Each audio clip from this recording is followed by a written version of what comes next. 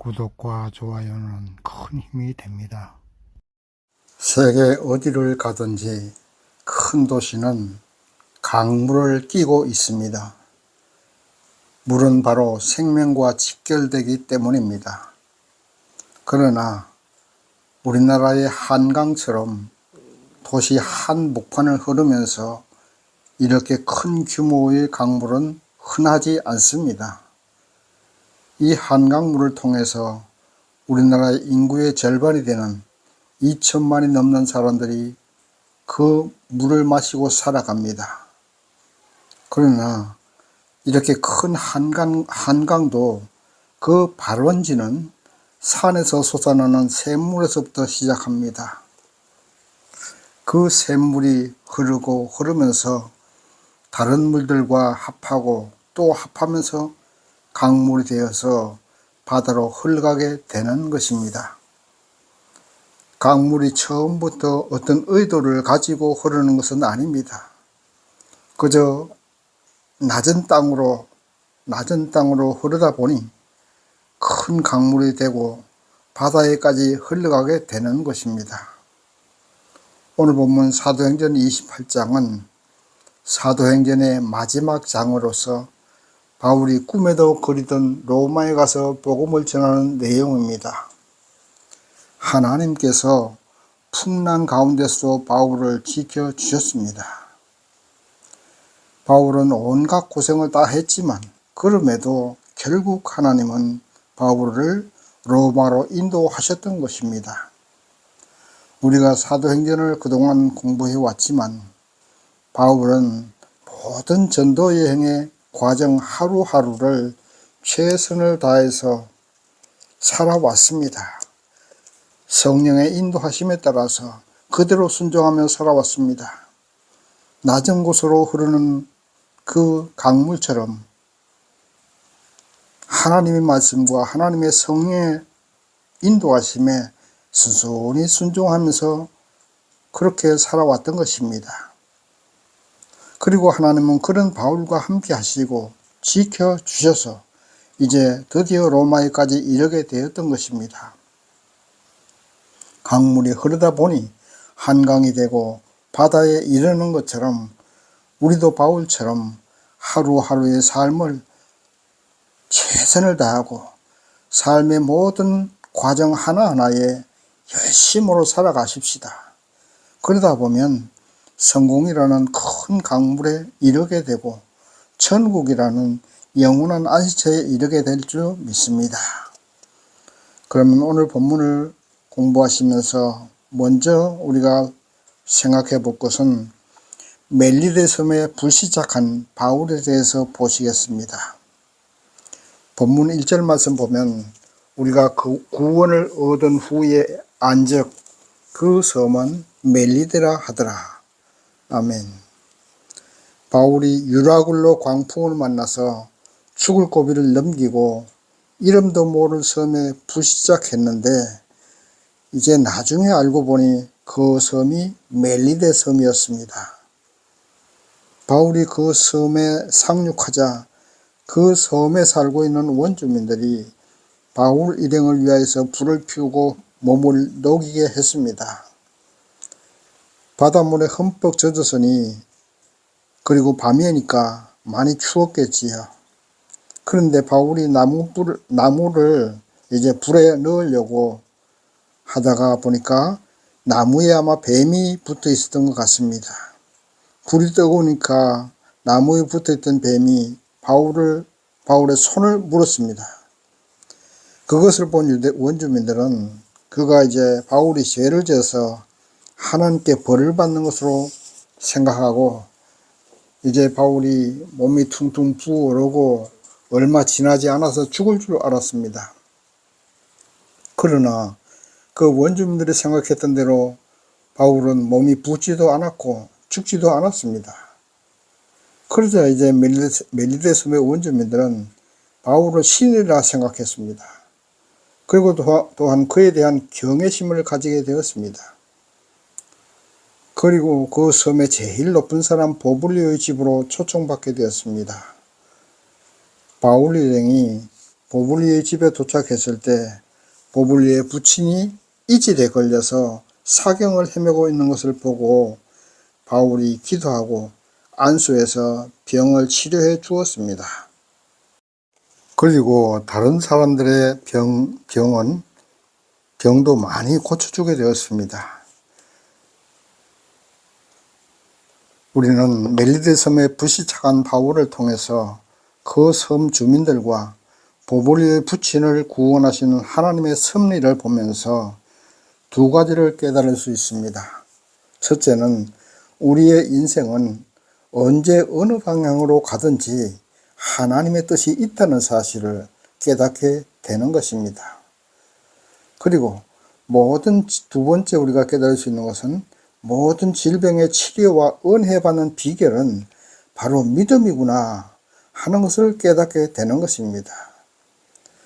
바울이 뱀에게 물리고도 몸이 붓거나 죽지도 않고 건강한 몸으로 있으니까 원주민들이 바울에 대한 경외심을 가지게 된 것입니다. 그리고 믿음도 가지게 된 것입니다. 그래서 그들의 경외심과 믿음이 바탕이 되고 하나님이 바울과 함께 역사하시니까 보블리의 부친은 치료받고 많은 사람들의 질병도 치료받을 수 있었던 것입니다. 여러분, 전기불이 켜지려면 플러스 선과 마이너스 선이 만나야 불이 켜집니다. 그것처럼 하나님의 능력과 은혜도 먼저 인간의 마음속에 믿음이라는 이 플러스와 또한 하나님의 은혜라는 이 또 하나의 마이너스 선이 같이 역사하고 만나야 거기에 치료도 있고 하나님의 역사도 일어나는 것입니다. 믿음이 없이는 은혜도 못 받고 믿음이 없이는 병도 고침받지 못합니다. 믿음이 없이는 구원도 못 받고 천국도 갈 수 없습니다. 아무리 하나님의 은혜의 빛이 우리에게 비추고 우리를 구원하시고자 해도 우리가 그것을 받아들이지 않으면 그 빛이 또 그 은혜가 우리에게 올 수가 없는 것입니다. 하나님과 우리 사이에 죄악의 검은 구름이 막혀 있으면 안 됩니다. 회개하고 불신앙의 구름을 걷어내야 합니다. 교회에서도 하나님의 말씀을 들을 때나 예배를 드릴 때나 온 마음으로 예배를 드리고 그 온 마음으로 말씀을 들어야 합니다. 또 하나님의 말씀을 들을 때마다 온 마음 갈급한 심령으로 아멘으로 받아들이면 문제도 해결되고 질병도 치료받을 수 있는 것입니다. 물이 위에서 아래로 흐르는 것처럼 하나님의 은혜는 낮은 마음, 겸손한 마음, 믿음의 마음으로 흐르게 됩니다. 하나님의 말씀을 아멘으로 받아들이시면 하나님의 은혜가 그 사람에게 이르러서 질병도 치료되고 문제도 해결되게 해주시는 것입니다. 지금도 하나님의 은혜의 강물은 흐르고 있습니다. 샘물이 흐르고 흘러서 큰 한강물이 되고 바닷물이 되듯이 오늘 여러분이 듣고 있는 하나님의 말씀이 여러분의 심령에 흘러가기를 축원합니다. 하나님의 은혜의 생수가 여러분의 질병을 치료하고 마음의 상처를 치료하기를 축원합니다.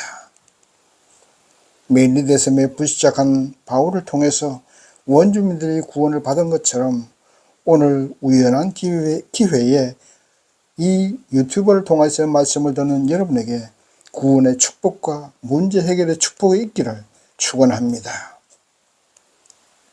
물이 낮은 곳으로 흐르는 것처럼 우리의 인생도 어디로 흘러갈지 모릅니다. 바울처럼 불시착하는 인생이 된다 해도 거기에는 하나님의 뜻이 있는 것입니다. 그러므로 내 마음과 내 뜻대로 되지 않는다고 낙심하거나 희망도 버리고 의욕도 버리고 될 대로 되라는 식으로 하루하루를 살아가서는 안 됩니다. 하나님의 뜻이 다 있는 것입니다. 그러므로 오늘 이 시간 내가 할 수 있는 일에 최선을 다해야 됩니다. 오늘 하루가 모여서 한 달이 되고 또 한 달에 모여서 1년이 되고 또 1년이 모여서 인생이 되는 것입니다. 내가 지금 어떤 곳에 불시착해 있다 할지라도 내가 지금 할 수 있는, 오늘 내가 할 수 있는 일에 최선을 다해서 살아가십시다. 온 마음을 다해서 하나님의 은혜를 사모하면서 살아가십시다. 그렇게 하시면 하나님의 은혜의 빛이 여러분에게 임할 줄 믿습니다. 두 번째, 로마에서 복음 전도하는 바울에 대해서 보시겠습니다. 본문 말씀 15절 말씀 보시겠습니다. 거기 형제들이 우리 소식을 듣고 아피오 저자와 삼관까지 오니 바울이 저희를 보고 하나님께 살해하고 담대한 마음을 얻으리라. 아멘. 멜리데 섬에 불시착한 바울이 그곳에서 3개월을 이제 그 원주민들과 같이 살다가 이제 드디어 로마로 들어가게 됩니다. 그런데 로마에 있던 로마 교회 성도들이 바울이 온다는 소식을 듣고 로마에서 69km나 떨어진 아피오 대로까지 마중을 나왔습니다. 오늘날처럼 자동차가 있는 것도 아닙니다. 걸어서 69km까지 바울을 마중 나왔겠지요. 얼마나 참 대단한 정서입니까? 본문의 아피오 저자는 아피오 대로를 말하는데, 아피오 대로는 BC 312년 로마의 감찰관 아피우스 글라우디스의 이름을 딴 길입니다. 이곳은 일종의 고속도로 휴게소와 비슷하다고 그렇게 생각하시면 되겠습니다. 그 고속도로 주변에 시장도 서는 그런 곳이 이제 바울을 위해서 마중 나왔습니다. 그리고 본문의 삼관은 오늘날의 여인숙이나 모텔 정도로 생각하시면 되겠습니다. 로마 교인들이 바울과 일면식도 없는 사람들인데 170리길을 마중을 나온 겁니다. 그것도 걸어서 그렇게 마중을 나와서요. 죄인으로 호송되고 있는 바울입니다. 그럼에도 그를 영접하기 위해서 이렇게 멀리까지 마중을 나온 로마 교인들이 얼마나 고맙고 또 감사하겠습니까? 샘물이 흘러 다른 물과 합하여서 더 큰 강물이 되는 것처럼 로마 교인들의 영접을 받은 바울은 하나님께 크게 감사하면서 그들과 함께 로마로 갑니다. 그리고 로마에 이르른 바울은 본문 17절 이하에 보시는 것처럼 유대인들을 청하여 바울이 로마로 오게 된 이유를 설명하고 예수 그리스도야말로 구약에서 예언되고 유대인들이 기다리던 메시아됨을 그들에게 전파합니다. 바울의 이 같은 복음 전도에 모든 사람이 믿는 것은 아니었습니다. 본문 24절 말씀 보면 그 말을 믿는 사람도 있고 믿지 아니하는 사람도 있어 이렇게 기록되어 있습니다. 유대인들의 메시아관은 십자가에 죽는 메시아가 아니었습니다. 로마에서 이스라엘을 해방시키고 가장 강력한 나라로 만들고 태평성대를 만드는 그런 사람이 메시아라고 생각하고 있었습니다. 참으로 이상한 것은 사람이 어떤 사상이나 생각에 빠져들면 그 사상과 생각이 그 사람을 집어삼킵니다. 그래서 그 사상에 물들어서 자기도 그만 그 사상에 집어삼켜서 그 사상에 끌려가게 되는 것입니다. 마치 색안경을 쓰고 사물을 보는 것과 같습니다. 노란 안경을 끼고 보면 노랗게 보이지 않습니까? 유대인들의 메시아 사상이 그렇게 그들의 생각에 형성이 되어 있었기 때문에 아무리 바울이 예수의 메시아 되심을 가르치고 증거해도 거기에 수긍을 하지 않습니다. 그들의 메시아 사상은 고정된 틀처럼 그들을 그 틀 속에서 헤어나오지 못하게 합니다. 쉽게 설명을 드리면 우리나라의 김일성 주체사상에 빠져든 사람들은 거기에서 헤어나오지 못합니다. 아무리 서울대학교를 졸업하고 철학박사, 신학박사가 되었음에도 그들은 죽어도 그 사상에 빠져나오지 못합니다. 주체사상은 김일성이가 만든 것도 아니고 황장엽 씨가 만든 것이었는데 그 주체사상을 만든 황장엽 씨가 탈북해서 우리나라에 와서 살다가 죽었습니다. 그리고 소위 말하는 좌파, 주사파들의 금과 옥조처럼 섬기는 그 주체사상은 지금 북한을 망하게 하는 사상이고 굶주림과 헐벗음으로 만든 주체사상입니다. 그런데도 주사파를 섬기는 사람들은 미군 철수와 우리 민족끼리를 외치고 연방제 통일을 주장하고 있습니다. 그들은 그렇게 살다가 죽을 수밖에 없습니다. 그들을 바로 인도해야만, 인도하기라는 것은 불가능합니다. 그러므로 일반 사람들이 그들의 사상에 빠져들거나 물들지 말아야 하는데 일부 사람들은 잘못된 사상인 줄 알면서도 북한을 이용해서 자기 조직을 키우려 하고 자기 배를 채우려고 또 자기 출세를 위해서 하나의 그 디딤판으로 이용하는 사람들도 있습니다. 일부 노조원 또 정치인들이 바로 그런 사람들이겠지요. 잘못된 메시아관에 빠져든 유대인들이나 잘못된 주체사상에 빠져든 주사파들이나 잘못된 이단종파에 빠져든 사람들이나 그들에게서 그 틀에서 헤어나오지 못합니다. 하나님을 향해서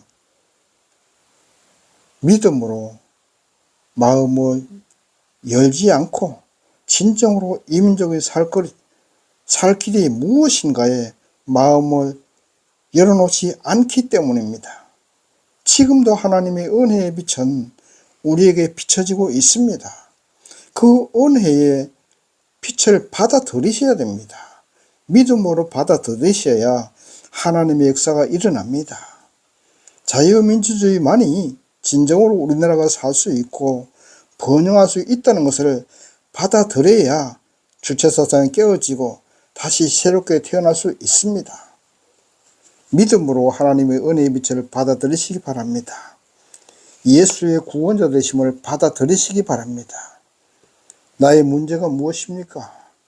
자녀의 문제입니까? 남편의 문제, 사업의 문제, 질병의 문제가 있습니까? 이 시간에 하나님께서 여러분에게 은혜의 빛을 비추고 계십니다. 해결의 빛을 비추고 계십니다. 사랑의 빛을 비추고 계십니다. 또 치료의 빛을 비추고 계십니다. 예수님을 마음 중심으로 믿음으로 받아들이시면 은혜의 빛, 치료의 빛이 그리고 해결의 빛이 여러분에게 임하게 될 줄 믿습니다. 해결의 열쇠는 여러분의 마음입니다. 그 마음을 활짝 여시고 예수님을 영접하시고 그 주님께서 비춰주시는 그 빛을 받아들이시기를 바랍니다. 세 번째, 이방인에게 구원의 문이 열리게 된 이유에 대해서 한번 공부해 보겠습니다. 본문 말씀 28절 말씀 보십시오. 그런즉 하나님의 이 구원을 이방인에게 보내신 줄 알라. 이렇게 기록되어 있습니다. 예수님께서 살아계실 때에 하나님의 나라를 전파해도 유대인들은 그것을 듣지 않았습니다. 눈을 감고 귀를 막았습니다. 또 마찬가지로 바울이 아무리 증거하고 설교해도 귀를 막고 눈을 감는 유대인들이었습니다. 그러자 그 말씀에 마음을 열고 믿음으로 받아들인 이방인에게 구원의 복음이 전파되게 된 것입니다. 하나님은 언제 어느 때나 어느 시대이든지 믿는 자를 통해서 역사하십니다. 우리 민족이 지금까지 자유민주국가로 선진국이 된 것은 믿음의 용사들을 통해서 이루어졌습니다. 아무리 김일성과 주사파들이 눈에 불을 켜고 노력을 해도 하나님의 믿음의 용사들과 교회를 통해서 이 나라를 지켜주셨고 지금까지 이렇게 발전시켜 왔습니다. 또 앞으로 그렇게 될 줄 믿고 또 하나님께서 그렇게 역사하실 줄 믿습니다. 하나님께서는 구원의 백성이 없어서 일을 못하시지 않습니다.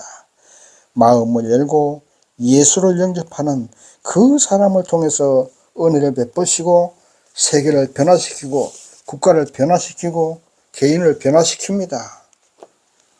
내가 없으면 교회가 운영이 안 되리라 생각하거나 내가 나서면 하나님도 어쩔 수 없을 거라는 교만한 마음은 버리시기 바랍니다. 내가 나서면 이 나라를 주체사상으로 물들게 하리라고 생각하지 마시기 바랍니다.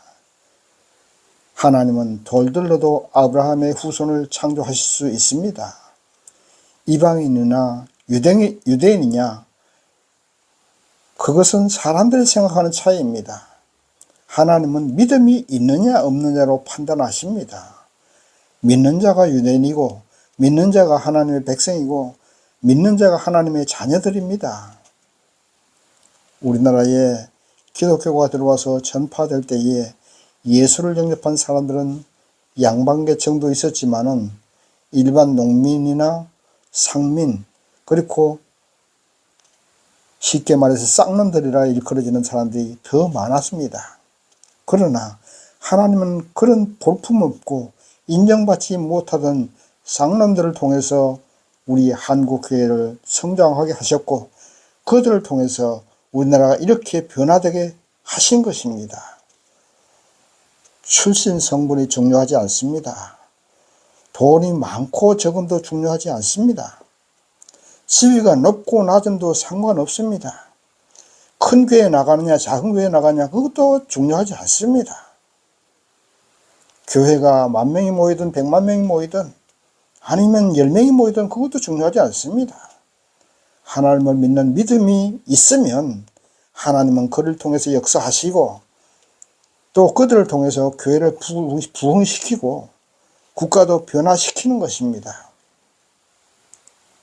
가라지는 모아서 불에 태워서 버리는 하나님이십니다. 항상 온전한 믿음으로 항상 하나님께 충성할 때 하나님은 우리를 알곡으로 인정하시고 하나님의 나라로 인도하여 주실 것입니다. 오늘 교회에 충성하고 오늘 믿음이 좋다고 내일도 보장되는 것 아닙니다. 주님 만나는 그날까지 온전한 믿음으로 주님께 충성해야 되는 것입니다. 그래야만 진정한 하나님의 자녀가 되고 천국 백성이 될 수가 있는 것입니다. 구원의 문은 항상 열려 있습니다. 내가 아니라도 하나님은 새로운 사람을 통해서 역사하십니다. 하나님께 용도 폐기되는 불쌍한 사람이 되어서는 안 됩니다. 유대인 대신에 이방인들이 선택받지 않았습니까? 내가 교만하면 하나님은 나를 용도 폐기하실 수 있습니다. 그리고 다른 사람을 통해서 역사하시는 것입니다. 결코 이런 불행을 우리가 맞이해서는 안 되겠습니다. 눈동자처럼 보호받고 사랑받는 우리가 될 때에 하나님은 우리를 계속 사랑해 주시고 우리를 통해서 세계를 변화시켜 주시고 교회를 변화시켜 주시고 국가도 변화시켜 주시고 우리 가정도 변화시켜 주시는 것입니다. 이제 말씀을 정리합니다. 산에서 솟아난 작은 샘물이 흐르고 흘러 더 큰 강물이 되고 바닷물이 되듯이 우리 마음속에서 솟아나는 믿음의 샘물이 이웃에게 흐르고 가족에게 흐르고 친구와 동료들에게 흐르고 흘러서 이 나라를 변화시키고 세계를 변화시키는 것입니다. 언제나 낮은 마음으로 하나님의 은혜를 받아들이시고 주님 앞에 가는 그날까지 주님께 귀한 자녀로 대접받고 귀한 도구로 쓰임받는 진정한 영적 유대 백성이 되고 천국의 백성이 되시기를 주님의 이름으로 축원합니다. 아멘.